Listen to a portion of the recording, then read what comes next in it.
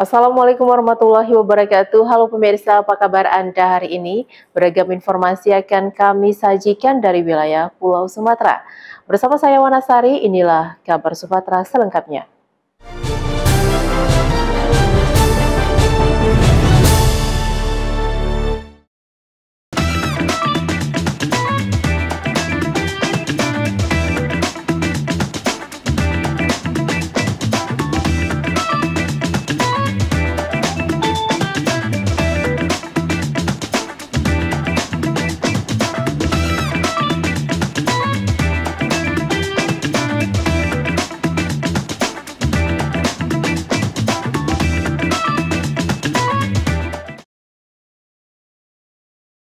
Kabar pertama kami awali dari Medan pemirsa. Sebagai pelopor produk olahraga yoga, brand Nirvana mendukung penuh dalam event Hari Yoga Internasional di Medan yang dipusatkan di Sampurna Academy.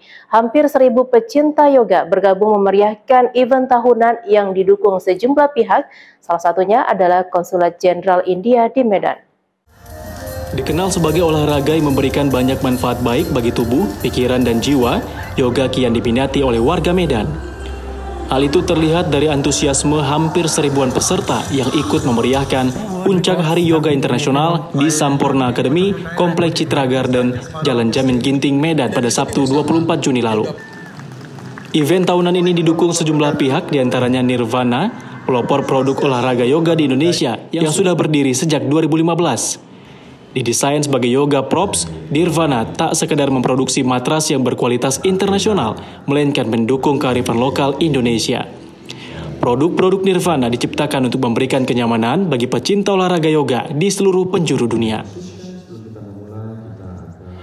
Karena kita brandnya yoga, kita mau mengyogakan seluruh masyarakat Indonesia karena yoga ini kan bagus untuk kesehatan, nggak hanya fisik tapi juga mental. Gitu. Menarik karena kita ngumpulin semua studio-studio yoga ya Mas ya. Surprisingnya lagi ya nih Mbak, itu kan International Yoga ini kan selalu dibuat sama Konsulat India Medan. Dan kita kumpulin yoga itu kan cuma rencananya Medan doang nih. Ternyata tuh ada dari luar Medan, luar dari Sumatera Utara, ada dari Padang, Riau, Aceh itu datang di sini kumpul. Jadi nggak cuma Sumatera Utara aja nih ternyata. Sementara itu aktor sekaligus guru yoga yang menjadi bintang tamu pada event Hari Yoga Internasional, Anjasmara, menyarankan bagi pecinta yoga untuk menggunakan produk-produk lokal seperti Nirvana yang berkualitas dan tidak kalah dengan produk luar negeri. Bagi Anjasmara pribadi, yoga tidak semata-mata olahraga yang baik bagi kesehatan tubuh secara fisik, namun membuat kualitas hidup seseorang menjadi lebih baik, bahkan mengontrol pikiran seseorang menjadi tenang. Ya, tip-tipnya adalah cari matras yang paling nyaman, kalau bisa jangan yang licin. Ya, jangan yang licin sehingga pada saat Anda melakukan pose-pose yoga itu tidak slippery, tidak meleset gitu. Nggak usah produk dari luar negeri karena sekarang ini banyak sekali produsen-produsen matras yoga yang sudah memproduksi matras walaupun di dalam negeri tapi sudah kualitasnya kualitas internasional. Nirvana misalnya. Event Hari Yoga Internasional juga didukung penuh oleh Konsulat Jenderal India di Medan. Menurut Subham Singh, Konsulat Jenderal India di Medan, peringatan Hari Yoga Internasional tahun ini diselenggarakan di beberapa lokasi dengan misi mengkampanyekan hidup sehat dengan berolahraga yoga. The special thing about this year is that it is part of our 75 years of independence, 75 years of celebration of India's independence. However, I would say that from now on, every year we would try to organize a much grander event. So this is not the end, but this is the starting. Melihat tingginya antusiasme pecinta yoga di Medan, Konsulat Jenderal India di Medan beserta Nirvana berkomitmen untuk menggelar event-event yoga yang lebih besar.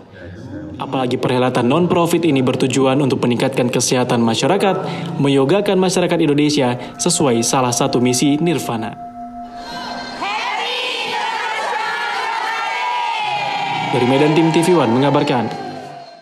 Dinas Kebudayaan, Pemuda, Olahraga, dan Pariwisata Deli Serdang merencanakan gelar event dengan tema Gebiar Pesona Deli Serdang dalam rangka memeriahkan hari jadi kabupaten tersebut ke-77 tahun 2023. Dalam rangka memeriahkan hari jadi Kabupaten Deli Serdang ke-77, Dinas Kebudayaan, Pemuda, Olahraga, dan Pariwisata Deli Serdang rencanakan gelar event dengan tema Gebiar Pesona Deli Serdang 2023. Agenda tersebut akan dilaksanakan selama 3 hari mulai 30 Juni hingga 2 Juli 2023 yang bertempat di kawasan Plaza Kuliner di depan kantor Bupati Deli Serdang. Kegiatan tersebut merupakan pameran bazar UMKM, IKM, lomba cipta pangan, festival kuliner, dan hiburan rakyat. Tanggal 1 Juli 2023 merupakan puncak acara berupa upacara bendera diikuti seluruh aparatur pemerintah.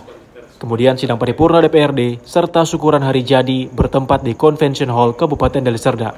Rangkaian kegiatan hari jadi Deli Serdang tak hanya gebiar pesona saja, tetapi juga kegiatan berupa Tour de Deli Serdang, bersepeda santai, olahraga tradisional, gerak jalan santai, seminar sejarah Deli Serdang, serta pemilihan duta wisata orang pilihan terbaik dari Deli Serdang. Kami mengajak kepada seluruh warga masyarakat, ayo kita ramaikan Gebiar Pesona Kabupaten Deli Serdang dalam rangka Hari Jadi Kabupaten Deli Serdang yang ke-77 ini, yang dilaksanakan pada tanggal 30 Juni 2023 sampai dengan 2 Juli 2023 dimulai pukul 10 pagi sampai dengan 10 malam. Ayo kita tunjukkan bahwa kita masyarakat Kabupaten Deli Serdang, kita cinta dan bangga terhadap Kabupaten Deli Serdang ini. Ismail selaku Kepala Dinas Kebudayaan, Pemuda, Olahraga, dan Pariwisata Deli Serdang didampingi Rami Khairani Nasution selaku Kepala Bidang Pariwisata dan Ekonomi Kreatif Disbud Porapar Deli Serdang menyampaikan acara ini terbuka untuk umum dari berbagai wilayah dalam dan luar Kabupaten Deli Serdang. Dari Deli Serdang, Sumatera Utara, tim TV One mengabarkan. Pemerintah Kota Medan berikan jawaban terhadap pemandangan umum fraksi-fraksi DPRD atas Ranperda Kota Medan tentang laporan pertanggungjawaban pelaksanaan APBD tahun 2022.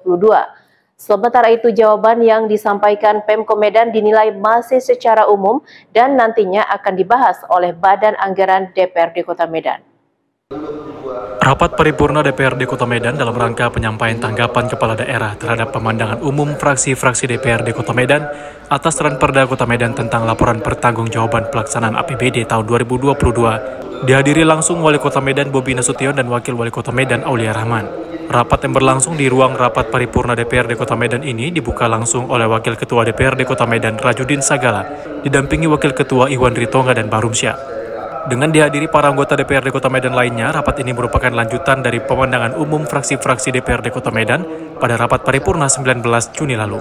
Dalam nota jawabannya, Wali Kota Medan Bobi Nasution mengatakan arah kebijakan pendapatan, belanja, dan pembiayaan daerah yang ditetapkan dalam APBD tahun 2022 pelaksanaannya belum sepenuhnya sesuai dengan keinginan yang diharapkan. Menantu Presiden Joko Widodo ini juga menyampaikan pemerintah Kota Medan tetap terima saran dan masukan yang disampaikan oleh masing-masing fraksi DPRD Kota Medan dan merupakan catatan-catatan strategis untuk lebih dapat meningkatkan kualitas penyelenggaraan pemerintahan dan pembangunan Kota Medan sehingga kinerja perangkat daerah dapat bekerja lebih optimal lagi ke depannya.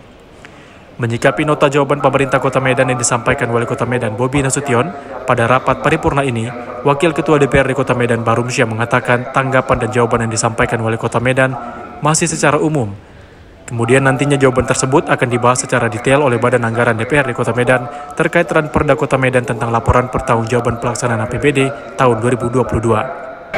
Tentunya kita telah mendengarkan bersama jawaban tadi yang begitu tebal, dan tentunya memang dari jawaban-jawaban itu memang masih secara umum, yang nantinya karena ini laporan keuangan dan LPJ, kita akan membahasnya secara detail di Badan Anggaran, karena Badan Anggaran lah yang memang akan membahas Ranperda LPJ tahun 2022. Sementara itu, pada rapat paripurna DPRD Kota Medan ini ditutup dengan penyerahan berkas tanggapan kepala daerah oleh Wali Kota Medan kepada Wakil Ketua DPRD Kota Medan. Dari Medan, Sumatera Utara, Zulfahmi, TV One mengabarkan. Institut Kesehatan Helvetia menggelar peresmian Fakultas Kedokteran serta menandatangani MOU dengan pemerintah Provinsi Sumatera Utara. Institut Kesehatan Helvetia menggelar peresmian Fakultas Kedokteran di ruang ballroom Gedung Rumah Sakit Mitra Medika Premier, Jalan S. Parman, Selasa 27 Juni 2023 kemarin. Acara peresmian tersebut dihadiri tak hanya dari kalangan rektor, guru besar, dan tokoh masyarakat, namun juga dihadiri pejabat penting pemerintahan diantaranya Gubernur Sumatera Utara Edi Rahmayadi, Direktur Kelembagaan Ditjen Dikti Ristek Dr. Lukman STM Hum, Rektor Institut Kesehatan Helvetia Dr. Haji Ismail Effendi MSI, Pembina Yayasan Helvetia, Dr. Haja Razia Begum Suroyo, MSc MKes, Rektor Universitas Pancabudi, Dr. Haji Muhammad Isa Indrawan SMM, Gubernur Sumatera Utara ke-15, Datuk Samsul Arifin, Profesor, akademisi, sekaligus politikus, Dr. Insinyur Johar Arifin Husin, dan pejabat, serta tamu penting lainnya. Institut Kesehatan Helvetia adalah sebuah perguruan tinggi swasta sekaligus satu-satunya institusi kesehatan yang ada di Kota Medan, Sumatera Utara. Perguruan tinggi ini dulunya adalah bagian dari Akbid Helvetia yang kemudian berkembang menjadi Stikes Helvetia. Seiring berjalannya waktu, Stikes tersebut dikembangkan menjadi sebuah institut dengan membawa semua program studi yang ada di dalamnya. Inilah ya keharapan pemerintah, saya selaku user, saya pemakai, beliau adalah pendidik, sehingga nanti membuahkan dokter-dokter yang bisa menyelesaikan persoalan, menjadikan solusi kebutuhan masyarakat kita, Sumatera Utara. Kegiatan ini beragendakan penyerahan surat keputusan oleh Kepala LL-Dikti Wilayah Sumatera Utara, penandatanganan MOU Institut Kesehatan Helvetia dengan pemerintah Provinsi Sumatera Utara, kemudian penyerahan cenderamata, pemotongan pita dan tumpeng sebagai bentuk peresmian Fakultas Kedokteran di Institut Kesehatan Helvetia. Fakultas Kedokteran Institut Kesehatan Helvetia ini adalah fakultas yang akan mendidik dokter spesifik dengan penyakit kronis lansia. Oleh karena itu spesifik kita adalah memberikan kompetensi kepada dosen kita tentang kesehatan lansia. SOT dari Medan, Sumatera Utara, tim TV One mengabarkan. Rektor Universitas Medan Area Dadan Ramdan mewisudakan sebanyak 834 sarjana, magister, dan program doktor. Universitas Medan Area peringkat pertama perguruan tinggi terbaik di Sumatera Utara versi Unirank yang optimis siap mewujudkan Green Digital University pada tahun 2030. Wisuda Universitas Medan Area tahun akademik 2022-2023 berlangsung di gelanggang serbaguna kampus 1 UMA, Jalan Kolam, Medan ST. Wisuda ini dihadiri Kepala Lembaga Layanan Pendidikan Tinggi atau LL-Dikti, Ketua Alumni Universiti Malaya, dan Ketua Yayasan Pendidikan Haji Agus Salim. Mengambil tema Universitas Medan Area 40 tahun unggul dalam mutu menuju kompetisi global. UMA mewisudakan 834 mahasiswa, terdiri dari 729 sarjana, 103 orang program magister, dan 2 orang doktor. UMA Medan pada wisuda kali ini mencetak sejarah baru, karena pertama kalinya mewisudakan lulusan program doktor ilmu pertanian dan juga menyerahkan SK 2 guru besar. Profesor Dadan Ramdan, Rektor UMA, mengatakan, memasuki era digital revolusi industri perkembangan teknologi, UMA telah merencanakan pada tahun 2030 menjadi Green Digital University. Nantinya UMA bisa memberikan pelayanan akademik dan non-akademik dengan mudah. Tentu kami sangat mengharapkan kepada lulusan atau wisudawan yang hari ini diwisuda, yang jumlahnya kurang lebih 833 orang, baik itu program sarjana, program magister maupun program doktor. Kita mengharapkan mereka mampu dan yakin bisa diterima di masyarakat untuk memberikan kontribusi sehingga dirinya dan keluarganya serta masyarakat sekitarnya merasakan kontribusi dari lulusan tersebut. Saya memprediksi tahun depan UMA sudah bisa membuka 2 S3 lagi, tidak hanya pertanian, karena dengan bertambah doktor dan lektor kepala itu sudah bisa membuka S3. Universitas Medan Area merupakan lembaga pendidikan swasta terbaik di Sumatera Utara dan swasta terbaik ke-10 se-Indonesia yang telah banyak meraih prestasi di kancah nasional maupun internasional, memiliki fasilitas lengkap modern dengan SDM berpengalaman dan berkualitas. Dari Medan, Sumatera Utara, Ahmid Ali Yauzar, TV One mengabarkan. Jangan beranjak kemana-mana pemirsa, kabar Sumatera akan kembali sesaat lagi.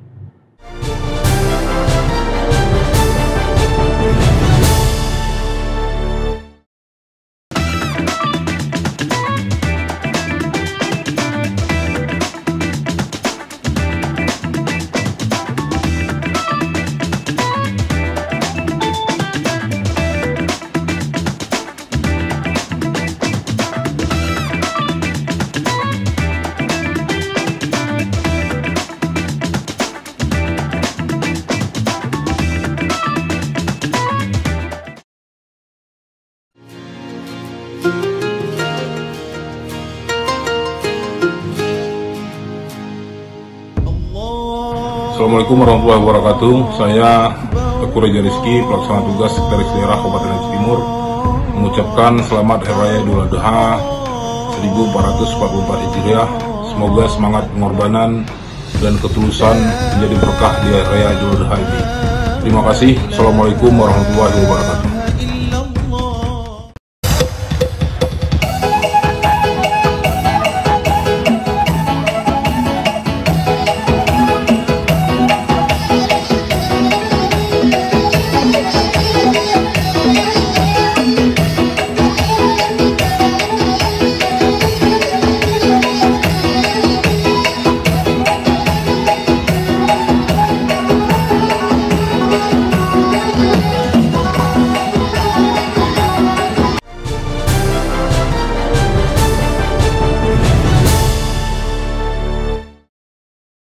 PJ Bupati Musi Banyuasin, Sumatera Selatan meresmikan Pondok Pesantren Al-Mutolibiyah serta penyerahan bantuan.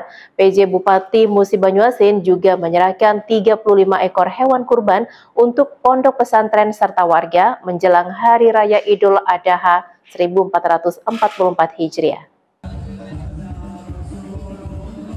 PJ Bupati Musi Banyuasin, Apriyadi Mahmud disambut ribuan warga saat mengunjungi Pondok Pesantren Al-Mutolibiyah di Desa Sukarami, Kecamatan Sekayu, Musi Banyuasin pada Selasa 27 Juni kemarin. PJ Bupati Musi Banyuasin, Apriyadi juga meresmikan Pondok Pesantren Al-Mutolibiyah serta memberikan bantuan kemanusiaan kepada warga miskin serta anak yatim. Dan selanjutnya ini bantuan 1 ekor sapi kurban. Usai kunjungan ke Pondok Pesantren Al-Mutolibiyah, PJ Bupati Musi Banyuasin langsung bertolak ke Masjid Baitul Makmur di Kota Sekayu untuk menyerahkan 25 ekor hewan kurban hasil dari iuran para pejabat di pemerintah Musi Banyuasin. 35 hewan kurban ini diberikan untuk warga serta pondok pesantren untuk kurban di Hari Raya Idul Adha 1444 Hijriah. Ini kan silaturahim di sini di Pondok Pesantren Al-Mutolibiyah, Desa Sukarami, Kecamatan Sekayu. Sekaligus juga hari ini menyerahkan bantuan hewan kurban dari pemerintah Kabupaten Musi Banyuasin juga untuk pondok pesantren. Tahun ini kita ada 35 hewan kurban yang akan didistribusikan kepada masjid, kemudian kelompok-kelompok masyarakat untuk pada saatnya nanti, entah apakah besok, apakah hari Kamis, itu untuk dipotong dijadikan hewan kurban. Inilah yang bentuk salah satu bentuk kepedulian pemerintah daerah untuk masyarakat-masyarakat yang ada di Kabupaten Musi Banyuasin. Usai menyerahkan hewan kurban, PJ Bupati Musi Banyuasin yang didampingi Sekda Musi Banyuasin, Musni Wijaya, kemudian melakukan tatap dengan tokoh agama serta tokoh masyarakat di halaman Masjid Baitul Makmur. Dari Musi Banyuasin, Sumatera Selatan, Puja Kusuma, TV One mengabarkan. Pemerintah Musi Banyuasin, Sumatera Selatan melaksanakan Salat Idul Adha bersama masyarakat. Usai Salat Idul Adha 1444 Hijriah, kegiatan dilanjutkan dengan penyembelihan hewan kurban untuk dibagikan kepada masyarakat. PJ Bupati Musi Banyuasin, Apriyadi Mahmud yang didampingi oleh PJ Sekretaris Daerah Musni Wijaya melaksanakan Salat Idul Adha 1444 Hijriah di lapangan Gria Serasan Sekate, Pendopoan Rumah Dinas Bupati. Pelaksanaan Salat Idul Adha ini diikuti oleh ribuan warga termasuk tokoh ulama dan masyarakat serta pejabat pemerintah Musi Banyuasin dan anggota DPRD Musi Banyuasin Kamis 29 Juni 2023. Usai melaksanakan Salat Idul Adha, PJ Bupati Musi Banyuasin, Apriyadi Mahmud langsung melakukan silaturahmi dengan warga dan tokoh masyarakat yang dilanjutkan dengan pemotongan hewan kurban. Ada 35 hewan kurban yang sebelumnya diserahkan oleh PJ Bupati Musi Banyuasin kepada warga. Dalam bentuk berbagi antara pemerintah kabupaten, kawan-kawan ASN dan UPD untuk berbagi dengan masyarakat, terutama masyarakat miskin. Nah, kalau terkait dengan hikmah Idul Adha tadi sudah disampaikan oleh Pak Khotib kita, Pak Torik, itu makna daripada Idul Adha ini. Yang pertama, yang terakhir saya melihat bahwa kita harus menjaga kekompakan, kemudian harus bijaksana dalam menjalankan roda pemerintahan di daerah masing-masing. Kemudian kompak karena kita akan menghadapi tahun politik, apapun yang raminya di tahun politik 2023 dan 2024 ini, tapi kekompakan, persatuan itu yang harus kita jaga. Jangan sampai daerah kita ini, masyarakat kita ini terpecah belah oleh karena riuhnya pesta demokrasi yang akan dihadapi oleh bangsa dan negara yang kita cintai. PJ Bupati Musi Banyuasin Apriyadi kemudian langsung keliling kota Sekayu dan membagikan daging kurban kepada warga sebagai bentuk kebersamaan dan kepedulian antara pemerintah Musi Banyuasin dengan masyarakat. Dari Musi Banyuasin, Sumatera Selatan, Puja Kusuma TV One mengabarkan. Yayasan Repirai Putra Tama Ulul Ilmi Islamic School tingkatan Taman Kanak-Kanak mewisuda sebanyak 68 siswa-siswi terbaik pada tingkatan Taman Kanak-Kanak Ulul Ilmi Islamic School. Yayasan Repirai Putra Tama Ulul Ilmi Islamic School melepas 68 siswa-siswi Taman Kanak-Kanak terbaik yang akan melanjutkan pendidikan ke sekolah dasar. Graduation of Ulul Ilmi Islamic School berlangsung di Ballroom Badani Hotel, Kota Medan, Sumatera Utara. Beragam acara pun dimeriahkan oleh siswa-siswi Taman Kanak-Kanak Ulul Ilmi Islamic School seperti pentas seni berupa tarian ragam budaya Indonesia.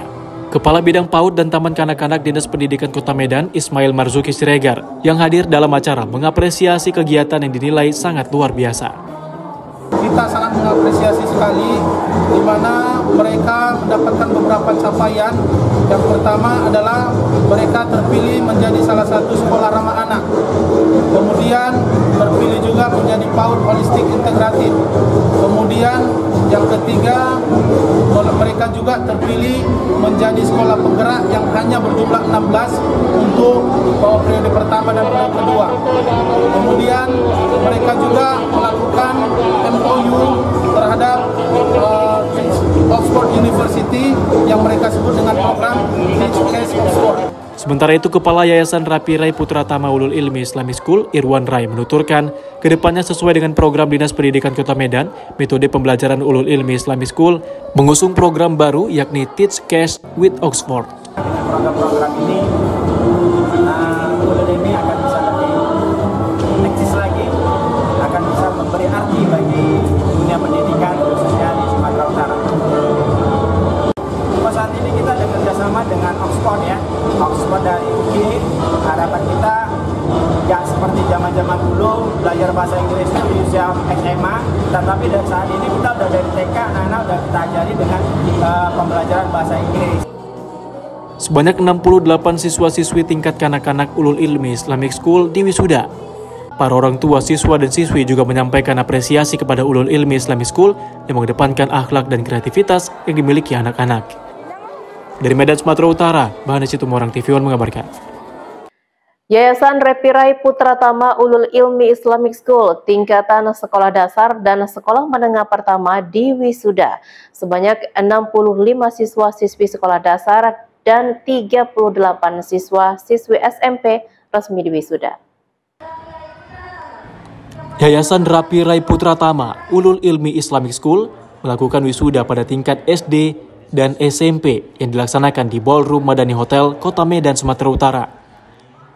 Bertemakan raih prestasi, tingkatkan kreativitas, dan kokohkan budaya bangsa, sebanyak 68 siswa-siswi sekolah dasar dan 38 siswa-siswi SMP Ulul Ilmi Islamic School diwisuda. Kepala Yayasan Repirai Putra Tama Ulul Ilmi Islamic School, Irwan Rai, berharap kepada siswa-siswi ulul ilmi yang telah lulus dan akan melanjutkan ke jenjang berikutnya dapat memberi arti dan membanggakan masyarakat, khususnya masyarakat Sumatera Utara. Alhamdulillah, hari ini kita melepas ada 103 siswa yang melanjutkan ke jenjang berikutnya. Dan kemudian ada merupakan pelepasan yang ke-6 untuk SD-nya dan ke-5 untuk SMP-nya. Harapan kami para alumni dari SMP dan SD Ulul Ilmi dapat berguna bagi nusa dan bangsa dan akan bisa merubah tatanan di dunia. Harapannya mudah-mudahan khususnya di Sumatera Utara akan memberi arti, sedikit memberi arti kehadiran Ulul Ilmi di dunia pendidikan Indonesia. Ya, Ulul Ilmi ini saya lihat sangat mendidik karakter anak-anak, terutama anak saya di rumah. Terlihat ada perubahan di kemandirian, di sholatnya, ngajinya juga. Dan alasan orang tua. Para orang tua siswa dan siswi juga menyampaikan apresiasi kepada Ulul Ilmi Islamic School yang mengedepankan akhlak dan kreativitas yang dimiliki anak-anak dan berharap kedepannya Ulul Ilmi Islamic School menjadi sekolah terbaik. Dari Medan, Sumatera Utara, Bahana Situmorang, TV One mengabarkan. Majelis Pengkajian Tauhid Tasawuf Indonesia atau MPTTI menggelar kajian tasawuf dan bedah buku di Pondok Konstitusi Dr. Ali Yusran Gea, Jalan Bakti Gaperta Ujung, Medan. Kajian tasawuf dan bedah buku Insan Kamil ini dilakukan untuk menguji dan mencari kebenaran secara ilmiah dan menegaskan bahwa MPTTI bukan ajaran sesat. Tengku Wahyu Asingkili, perwakilan Majelis Pengkajian Tauhid Tasawuf Indonesia, usai menggelar kajian tasawuf dan bedah buku menjelaskan, pendiri sekaligus pembina MPTTI Abu Yasir Haji Amran Wali Al-Khaidi tidak pernah meyakini Muhammad itu telah menjadi Allah. Ia menerangkan dalam buku Insan Kamil karangan ulama besar Abdul Karim Al-Jili melalui penafsiran surat Al-Ikhlas dalam lafaz huwa. Dari sudut hakikat atau kesufian diartikan engkau Muhammad itu Allah karena tidak ada hakikat wujud yang berdiri sendiri melainkan Allah Subhanahu wa taala. Itu adalah pemahaman hakikat bagian dari ajaran ihsan sebagai rukun agama yang ketiga untuk menghilangkan kesyirikan dan kenifakan dalam batin umat, serta untuk memperbagus syariat dan akhlak umat. Polemik yang tersebar luas itu dikatakan Tengku Wahyu Asingkili merupakan tudingan yang tak benar akibat pemahaman yang sepotong-sepotong sehingga merugikan MPTTI. Di sini kami klarifikasi bahwa tidak pernah mengajarkan dan tidak pernah meyakini bahwa Muhammad itu telah menjadi Allah. Cuma Abu Yasir Haji Amran Wali ini, beliau ditanya mengenai tentang ucapannya Syekh Abdul Karim Al-Jili di dalam kitab Insan Kamil dalam penafsiran surat Al-Ikhlas. Sementara itu, Ali Yusron Gea selaku kuasa hukum MPTTI sangat menyayangkan sikap Majelis Ulama Indonesia yang menyatakan MPTTI paham sesat, yang menjelaskan seharusnya MUI sebagai lembaga pembinaan umat membuka ruang dialog agar tak menimbulkan kesalahpahaman. Polemik pendapat MUI yang membatalkan kegiatan muzakarah MPTI terkait Ratib 1000. Maka akibat pelarangan itu, pembatalan itu, MPTTI merasa dirugikan. Turut hadir dalam kajian dan bedah buku ini Tengku Wahyu Asingkili, mewakili pimpinan MPTTI, Guru Besar Universitas Islam Negeri Sumatera Utara Ansari Yamama, Gubernur MPTTI Sumatera Utara Taufik Rahman, Ketua Persatuan Pengamal Tarekat Islam Sumut Sultan Jalaluddin, Dr. Muhammad Sontang Siotang sebagai pemateri, Wali Nagru MPTTI Sibolga Haji Hamidi Sakubat, dan Gubernur Tasawuf M. Jamil Zeptumuri Al-Khalidi SH MAP MIKOM. Kemudian turut dihadiri para majelis taklim kabupaten kota di Sumatera Utara. Dari Medan, Sumatera Utara, tim TV One mengabarkan. Pemirsa, kabar Sumatera akan kembali setelah pesan-pesan berikut ini.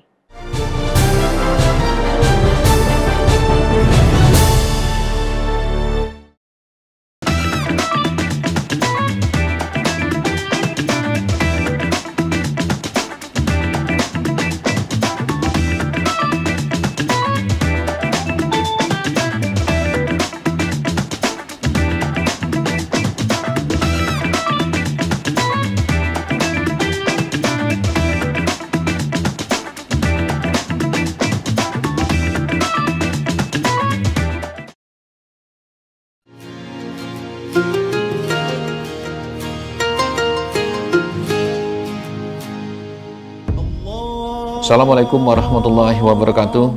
Allahu Akbar, Allahu Akbar, Allahu Akbar.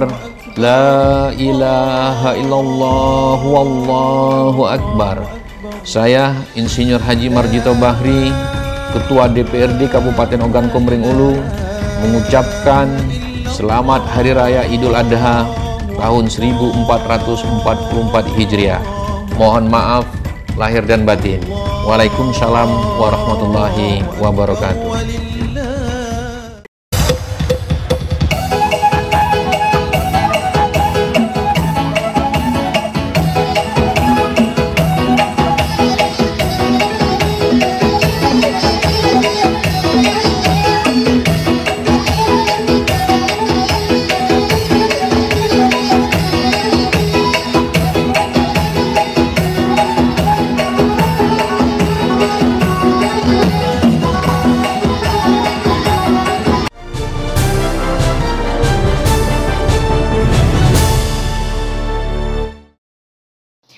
Menteri Bidang Koordinator Perekonomian Republik Indonesia Erlangga Hartarto melakukan kunjungan kerja ke Kabupaten Simalungun, Sumatera Utara pada 22 Juni lalu.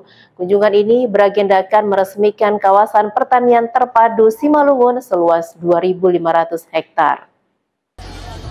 Setibanya di Los Pekan Pertemuan Warga di Nagori atau Desa Panribuan, Menteri Perekonomian Erlangga Hartarto didampingi Wakil Gubernur Sumatera Utara Musa Rajeksa, anggota DPR RI, dan sejumlah tamu undangan lainnya disambut dengan tarian adat Simalungun.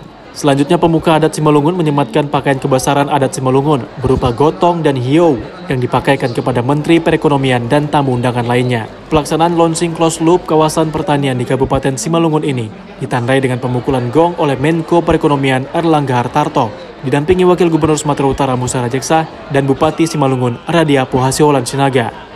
Usai peresmian launching closed loop, kegiatan pun kemudian dilanjutkan dengan peninjauan stand-stand pameran produk pertanian milik petani sekawasan Kecamatan Dolok Silau oleh Menko Perekonomian didampingi Wakil Gubernur Sumatera Utara dan Bupati Simalungun.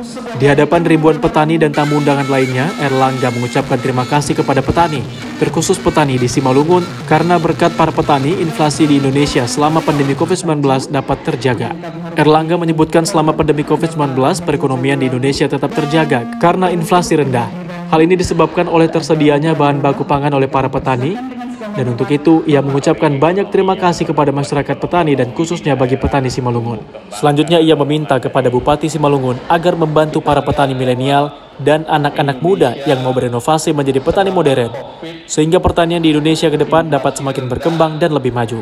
Lebih jauh, Menko Perekonomian menjelaskan closed loop merupakan model kemitraan agribisnis hulu sampai hilir yang dikembangkan dalam ekosistem yang berbasis digital, teknik budidaya good agrikultura, practices, sistem logistik yang baik, serta jaminan pasar dan harga yang bersaing oleh off-taker. Erlangga juga mengatakan, adapun luas lahan KPTS ini mencapai 2.500 hektar yang terdiri dari berbagai jenis tanaman berbagai macam produk hortikultura. Disampaikannya lagi, pemerintah akan mendorong agar produksi seluruh hasil petani dapat dibeli, dengan target harga yang diterima petani akan semakin baik dan ada jaminan kestabilan harga. Dan ini acara untuk launching closed loop di kawasan pertanian terpadu Simalungun, dan ini luasnya sekitar 2.500 hektar, terdiri dari berbagai macam produk hortikultura seperti yang ada di pameran. Dan tadi dalam acara juga saya tanya, karena closed loop itu harus ada off-taker, dan off-taker itu harus membeli seluruh produk. Dari Badan Pangan ada nggak di sini? Badan Pangan mana Badan Pangan? Tadi ada. Ya, ada Badan Pangan. Jadi dibeli oleh korporasi antara lain seperti yang tadi kita launching dari Java. Kemudian ada off-taker yang lain, tetapi juga ada off-taker Paskomnas, dan ada off-taker lain yang namanya Badan Pangan. Jadi pemerintah mendorong agar masyarakat berproduksi dan produksinya seluruhnya dibeli. Nah, itu konsep daripada closed loop. Apa target daripada kawasan ini, Pak?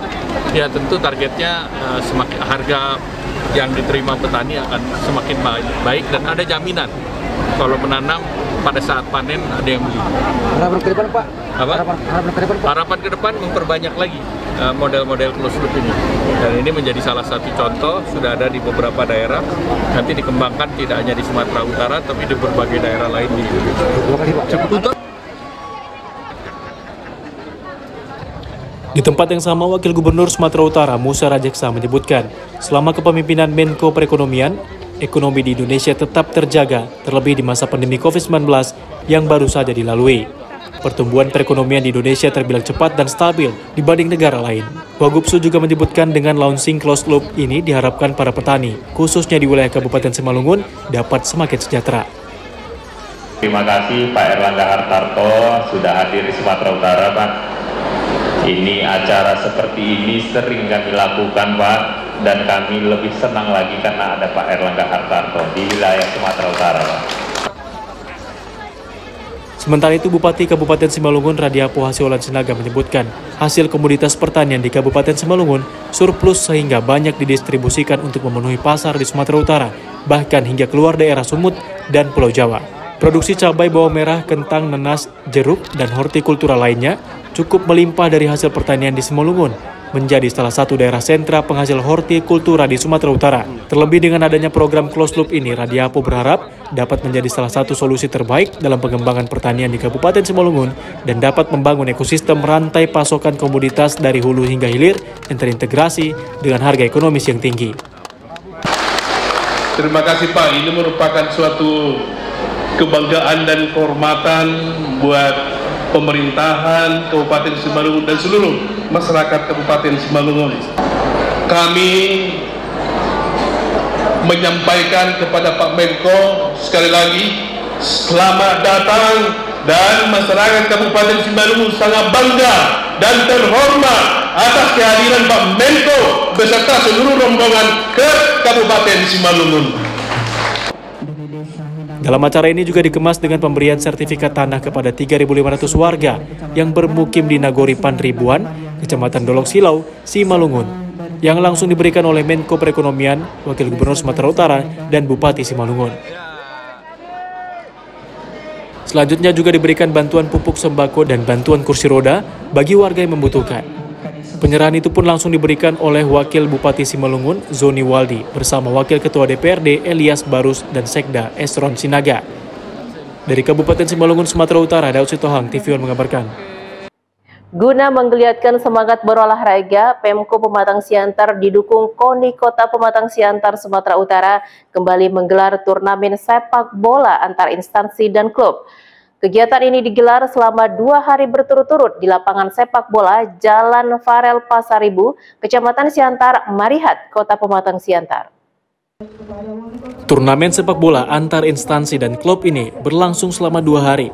Diikuti oleh 4 tim sepak bola dari instansi, yakni PS Pemko Siantar, PS Pemkap Simalungun, PS Bank BRI, dan PS Bank Sumut.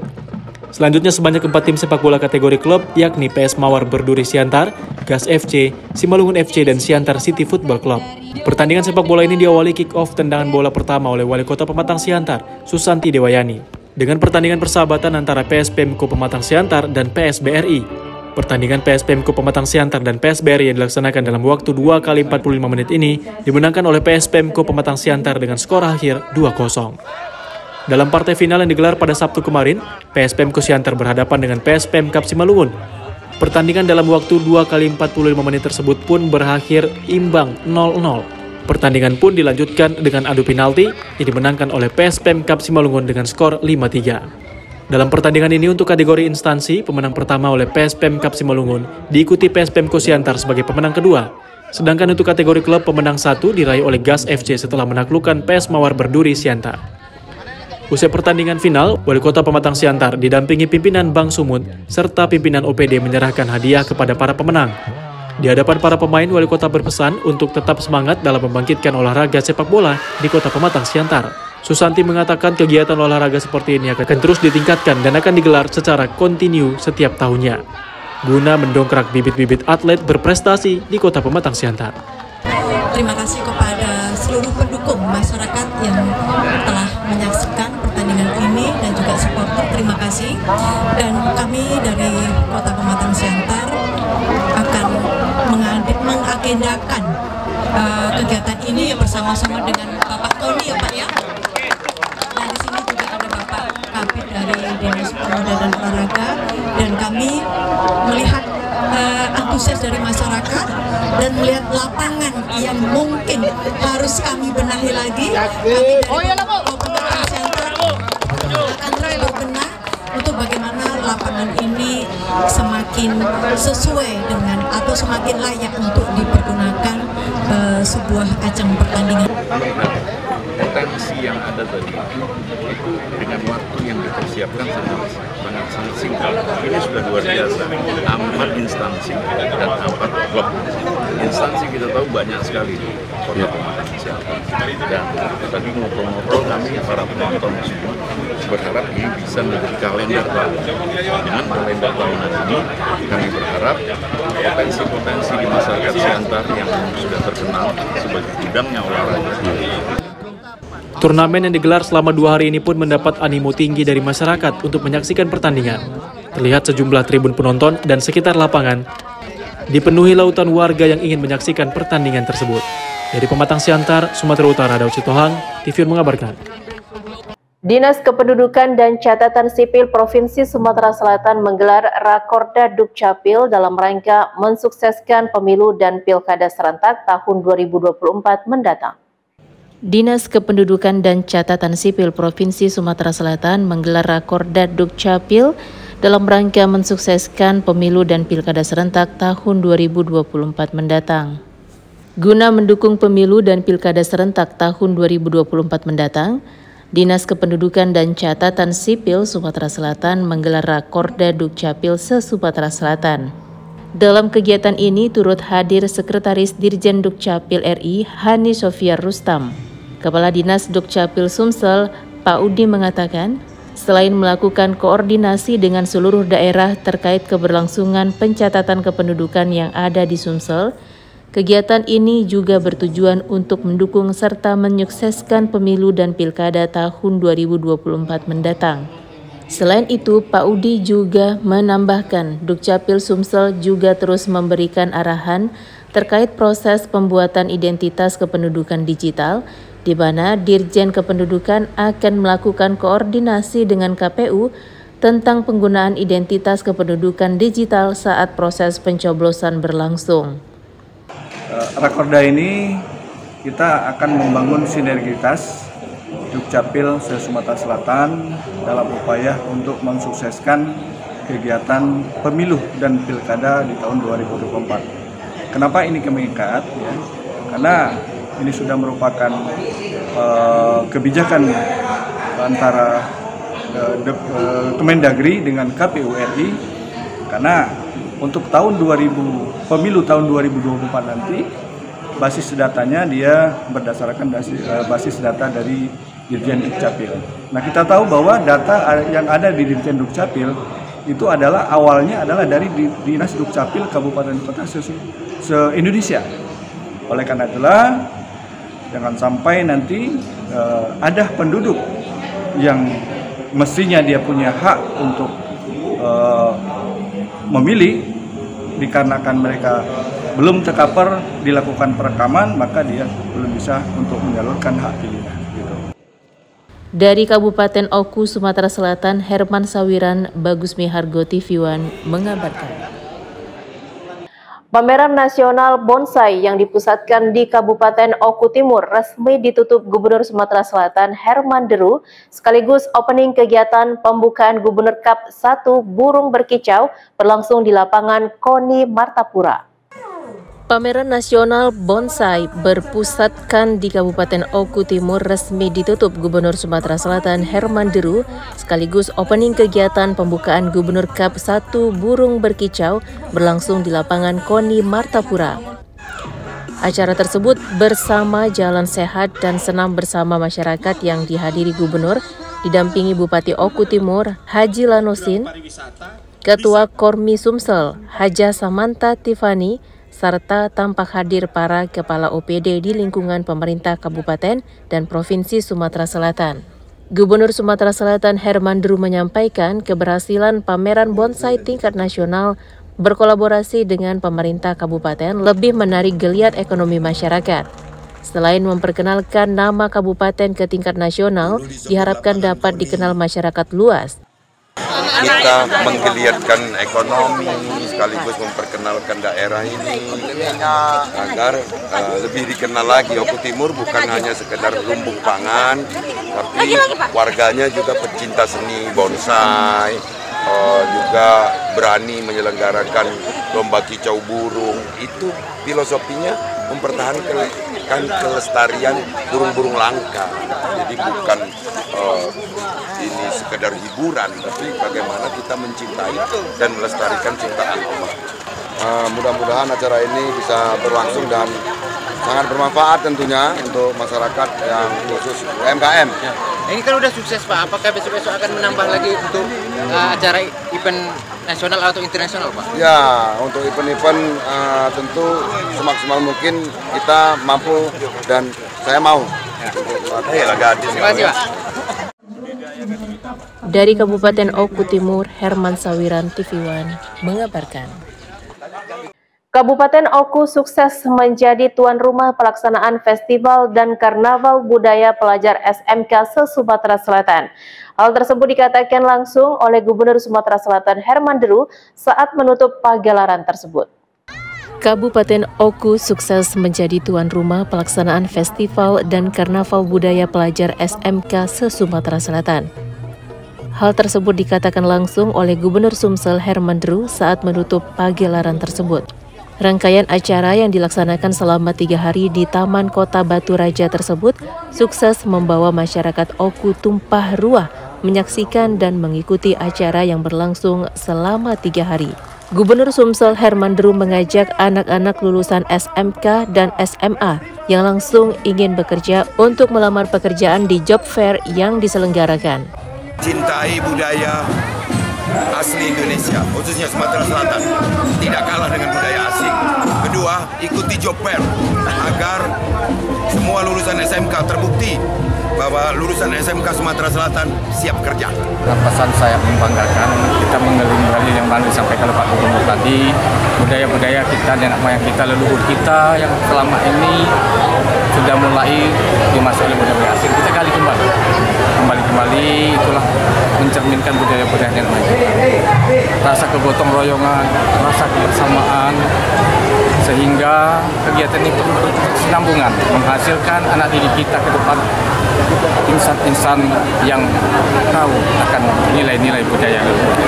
Sementara itu, Berkat Hanafi, Ketua MKKS SMK Oku, dalam sambutannya menyampaikan ucapan terima kasih kepada pemerintah daerah dan semua pihak yang telah membantu hingga terlaksananya serta berjalan dengan sukses kegiatan festival dan karnaval pelajar SMK se-Sumsel. Pelaksanaan kegiatan ini merupakan yang ketiga kalinya setelah yang pertama dilakukan di Oku Timur tersebut. Dari Kabupaten Oku, Sumatera Selatan, Herman Sawiran, Bagus Mihargo, TV One mengabarkan. Informasi tadi sekaligus menutup program Kabar Sumatera. Jangan lupa update berita terkini lainnya di kanal tv1news.com. Saya Wanasari dan seluruh kerabat kerja yang bertugas mengucapkan terima kasih. Assalamualaikum warahmatullahi wabarakatuh dan sampai jumpa.